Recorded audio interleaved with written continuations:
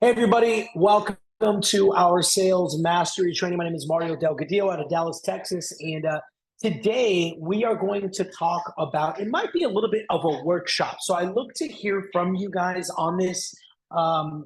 This is something that we have been working on, myself, Maritza.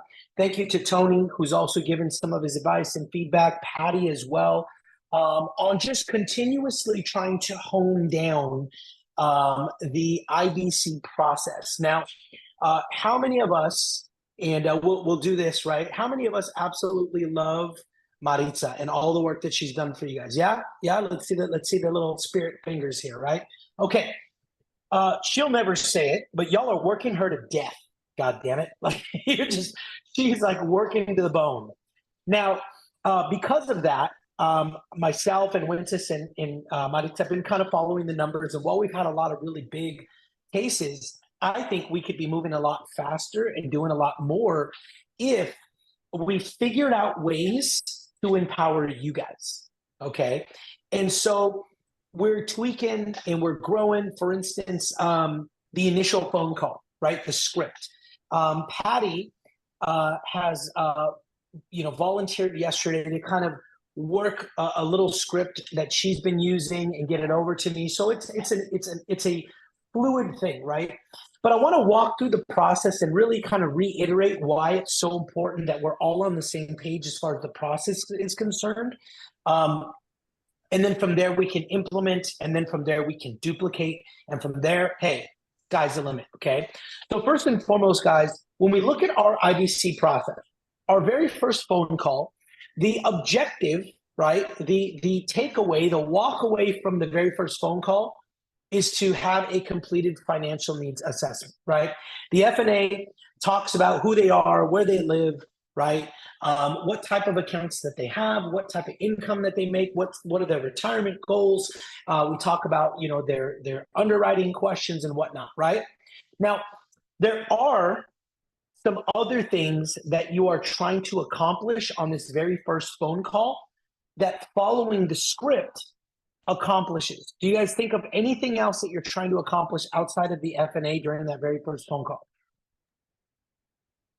Well, aside from goals, we want to see if there's any other business we can gain, Okay. such as annuities that we can help them secure funds, things like that. Correct. But most importantly, understand what their goal is. So the way we present the numbers, we pitch that. You can target what it is that their objectives are, right? Yeah, that's good. So understanding their goals, right? What else, guys? Set the next appointment. Set the next appointment, right? Okay.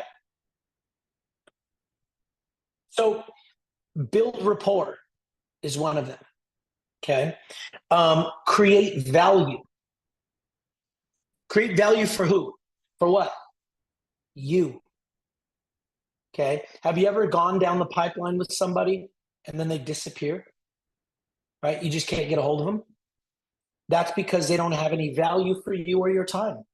You start doing that at the very beginning, right? In the first part of the phone call. Can I share with you how I help my clients? Can I tell you what separates me and why people like working with me, right? So build rapport, create value. What's another one? Set expectations, right? We set expectations for what the next steps are to come. We set expectations for what the process looks like, right? And then the last thing I say is that we educate and we empower. That's something that I like to do a lot, and to pepper in this idea that my job is to educate you, right? Because when somebody feels educated, they start to feel empowered. When somebody feels empowered, then they feel confident to make a move, right? I had a client today, in the 2 weeks that I have talked to him, we went from rolling over 650,000. The next time we spoke, he said, "Can you draw me up?" I think it was 475. Okay. Next time we spoke, it was 340. The next time we spoke, it was 304. Don't ask me where 304 came from. Then he said it was 275. And I finally was like, what's going on? And he just said, I'm scared. I'm scared to put all this money away somewhere. Okay. So when we can get them confident because they feel educated, then at least we can eliminate the fear factor. Does that make sense, guys? Okay. So this is why, okay, following a script is important so that you're checking off all these boxes, because from the very beginning you're closing. Okay. Now I want to kind of give a disclaimer, okay, and say something that I think you already know. Okay. Maritza is unduplicatable. Would you agree? Okay. She's unduplicatable. So for us lay folks, we have to have a process that we can all find a simple foundation. And then the more you do, the better you get. You can get towards doing away with some of these things, right? Okay. And the reason I say that is because I was getting ready to interview. Actually, I did. I interviewed a good friend of mine that I've known since high school. Okay. She reached out to me and I was talking to her about the company, talking about how much money we've made, the income potentials. And she said, you know, Mario, I'd love to talk to Priscilla, because Priscilla's Facebook Live or Instagram Live is what really piqued her interest. So we got on the phone. She got on the phone with Priscilla. They had a whole conversation. When I spoke to Priscilla, Priscilla said one of the things that she said to me was, I wanted to talk to a normal person. And Priscilla was like, what do you mean a normal person? And she goes, well, I can see what Mario's done, but he's kind of unduplicatable, right? He's kind of not normal. I want to know what a normal person does. And when Priscilla told me that, I laughed, right? That's how Maritza is in IBC, okay? So the idea is that we want to create a process that, number one, will allow you to become great. But then number two will allow you to have a standard operating procedure to hand to your next agent, because everybody's different, guys. Some people might be really good talking on the phone, but then they get on a Zoom and they freeze up because they don't like to see themselves, right? Some people might be really good on Zoom and bad on the phone. Some people might not understand how to do the illustration. They're like, dude, I don't know why it's just not clicking. It feels like Chinese, right? I don't get it. So first thing we do on the phone call, initial call, the objective is to walk away with a financial needs assessment form, but the sub-objectives is to build rapport, create value, set expectations, educate, and empower. Now, the second step, right? You are going to get together with Maritza, and that's where you guys build the illustration, okay? And this is where she is the absolute ninja, right? Just understanding how to tweak and move and adjust and create the perfect base PUA blend, understanding when to, cut off the premium payments, everything, right? This is when I suggest you do it on Zoom and you record. You can watch it over and over again, okay?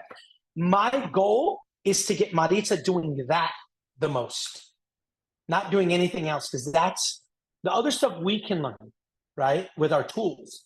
But if we can get her helping people dissect and learn the illustration the most, that's where she's most effective for everybody, right? Now, then we go into the financial seminar. And what I want you guys to know is there's two types of presentation. You guys know what the two presentations are in the financial seminar?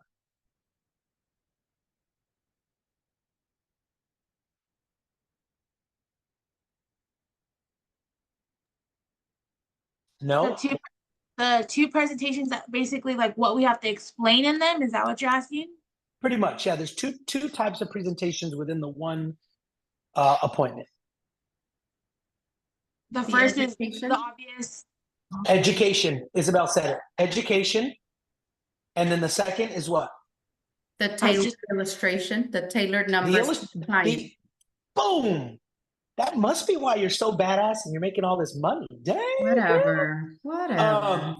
But listen, guys, the the education piece is so important because you guys have heard me say this before.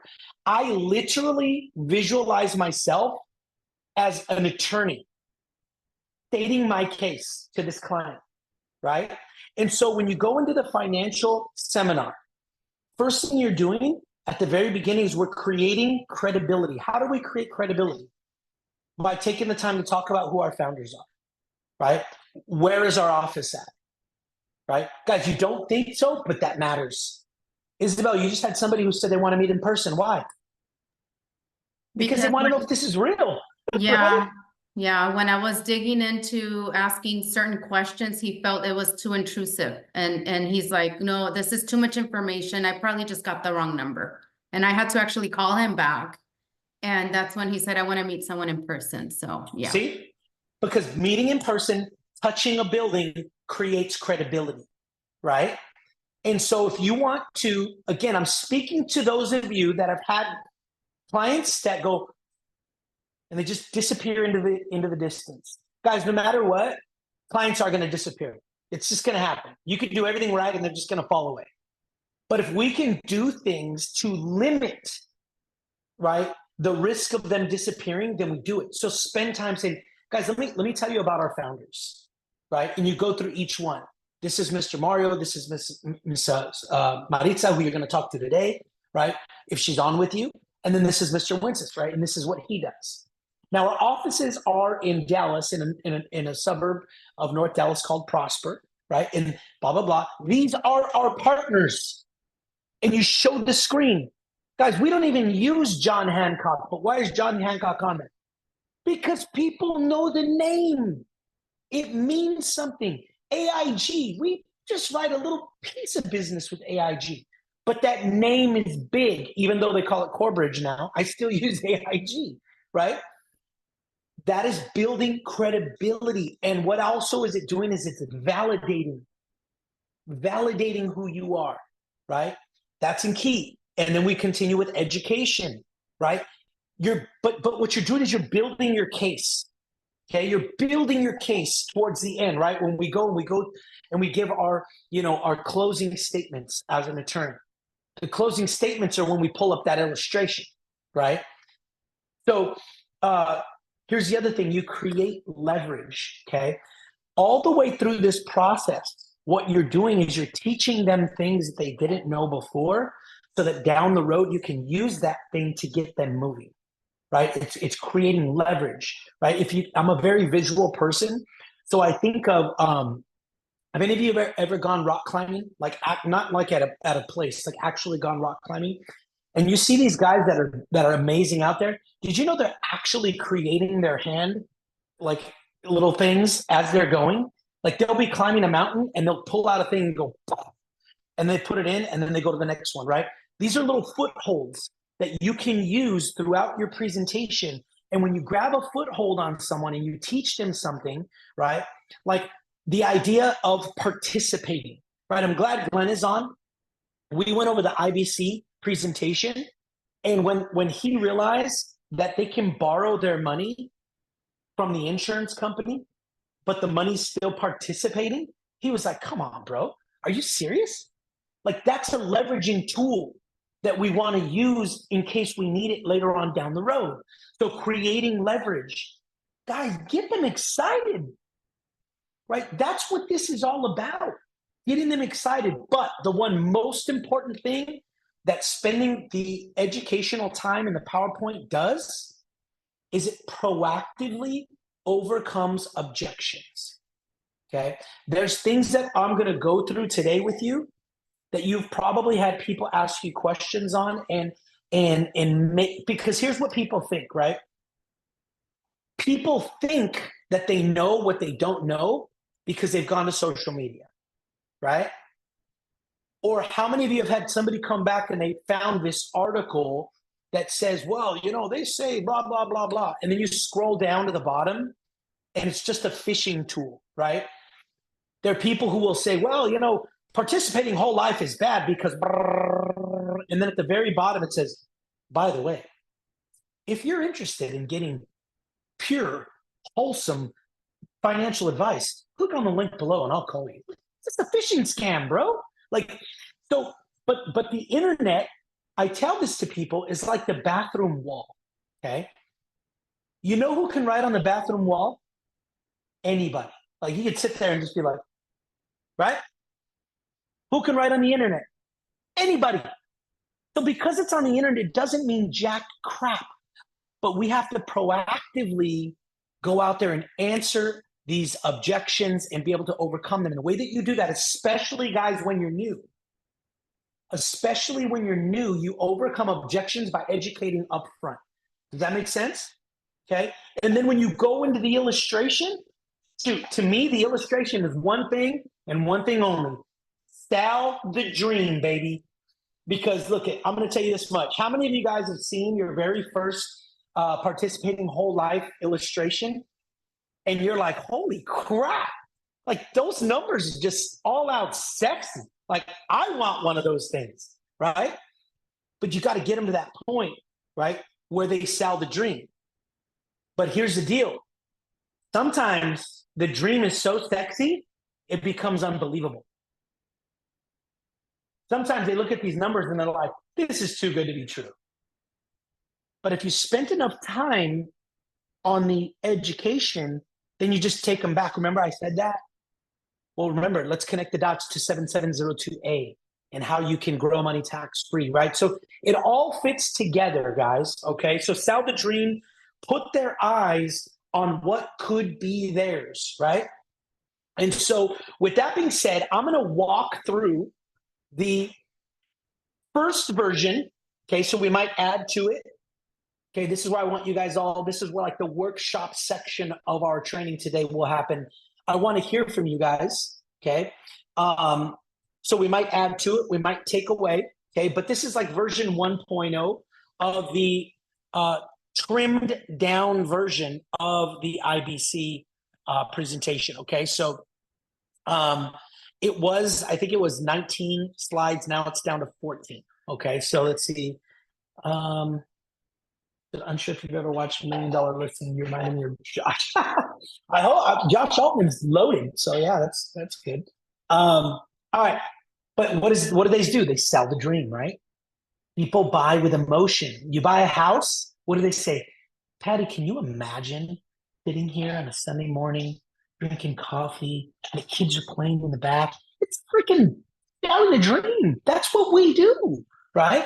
So let's get back here to the presentation and we'll walk through it. All right, so we come on in. IBC, infinite banking concept, how to be your own bank. So our executive team, a couple of things that I always say is, hey, our team's been in the industry a long time. Mario's our CEO. And not only is he a writer, but he oversees operations. What I always say about Maritza is that she's duly licensed, right? She also has the ability to do anything in the security space, which is, even trade for you, right? But her heart and the primary work she does is in the insurance industry, right? And then with Winsis, it's real simple. Winsis focuses on working with business owners to bring down tax liabilities, okay? So very good, very well-rounded group of founders. So then let's talk a little bit about us. Our unique value proposition is that we are not captive to one company, which means that I have no quotas. So I'm not bound to recommend any specific strategies to my clients. My loyalty is to you. So it allows me to take a holistic approach to servicing my clients by listening to what's most important to you and then connecting you to the right product and company. So we provide strategic and dedicated retirement planning and asset protection to everyday folks, right? Now, these are some of the A-rated financial institutions that we work with.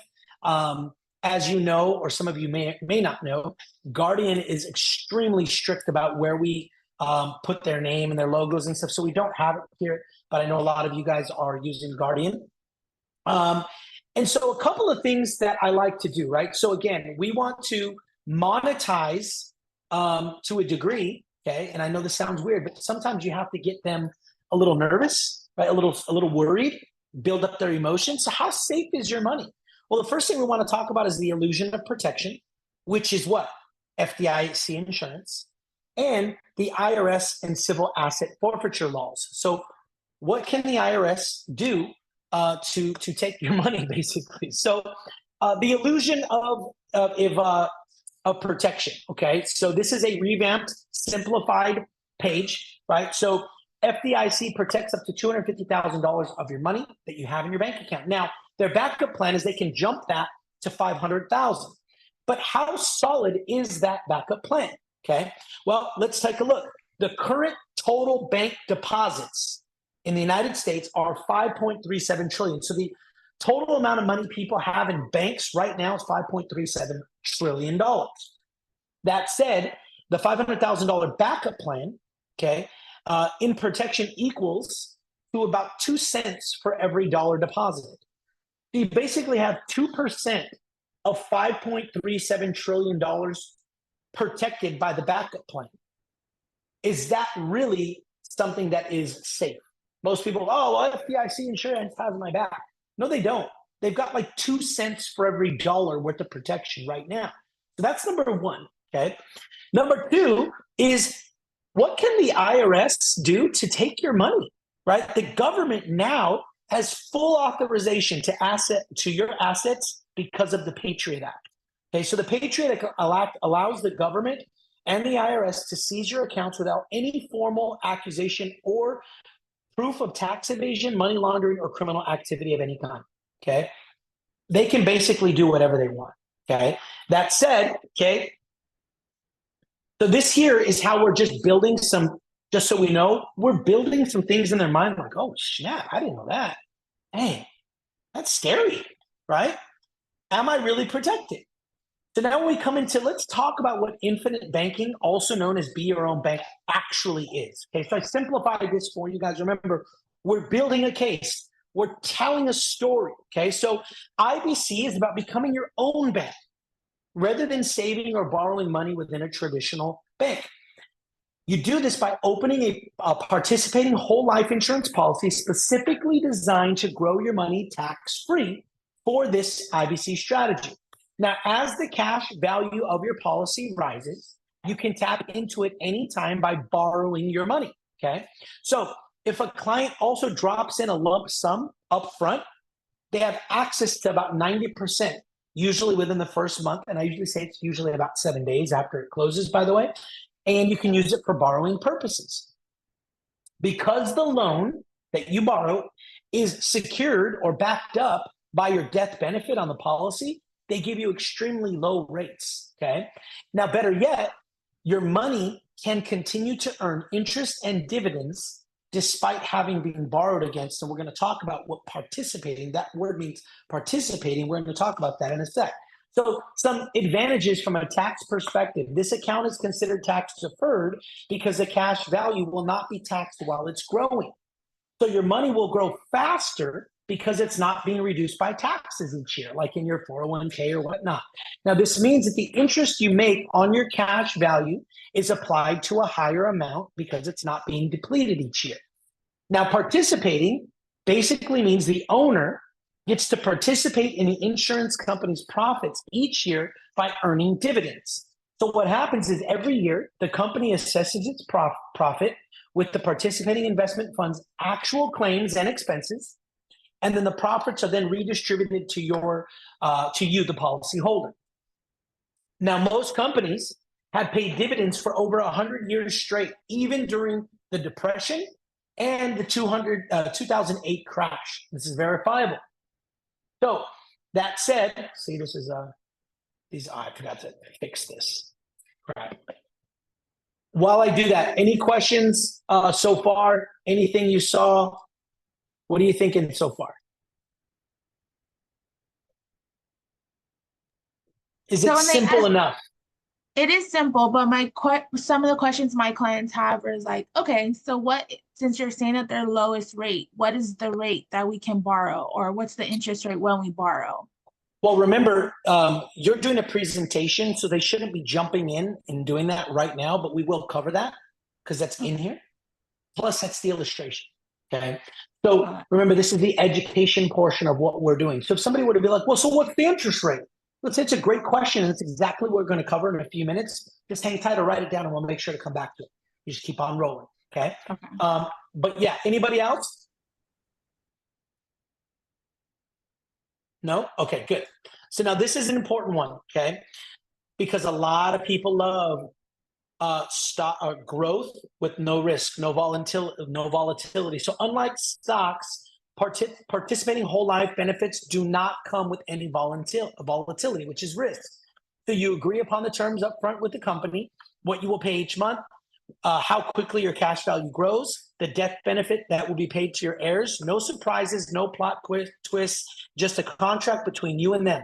Now, the illustration you receive from your retirement specialist will be exactly what you can expect to see in your performance. Guys, this is freaking game changer, which is why I have that guy's face there. I think it's the greatest picture for a slide that you could find.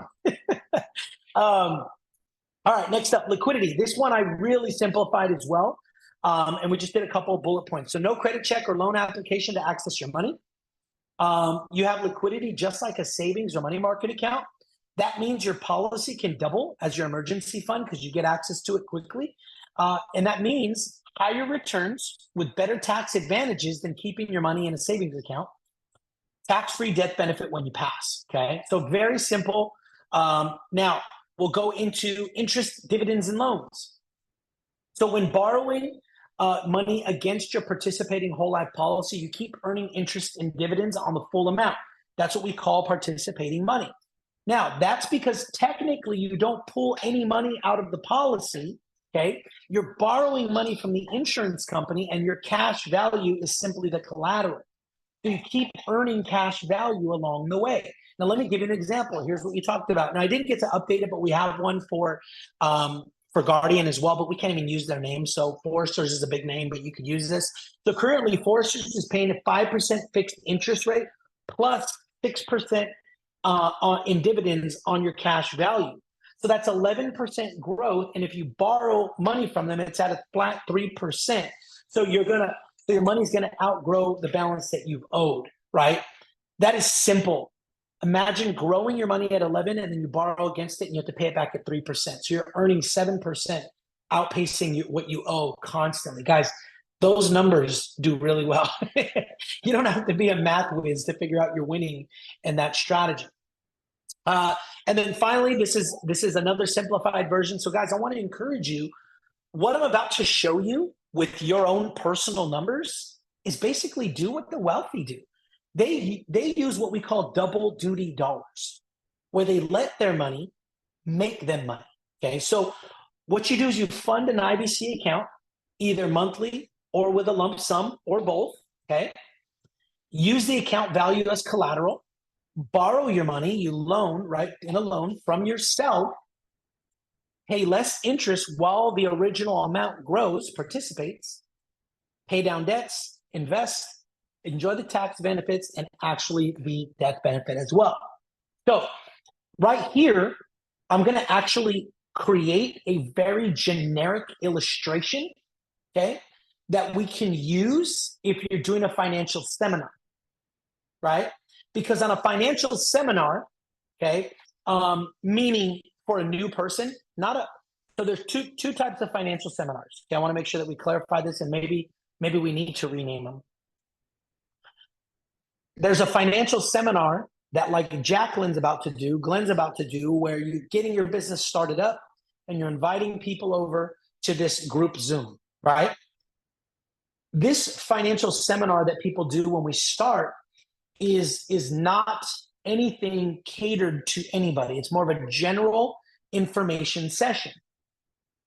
So when we're on a general information session style financial seminar, right now I'm going to say, hey, y'all want to see what some numbers look like?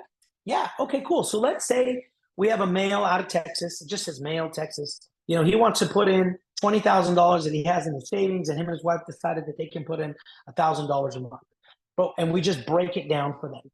And again, the numbers on IBC are sexy as I'll get at. So on a general information session, these people are going to be like, what the flip, right? So then at the end of the session, it's like, hey, by the way, if any of you guys are interested in running some numbers, you know, contact Adnan who had you on. He can run you some numbers for free.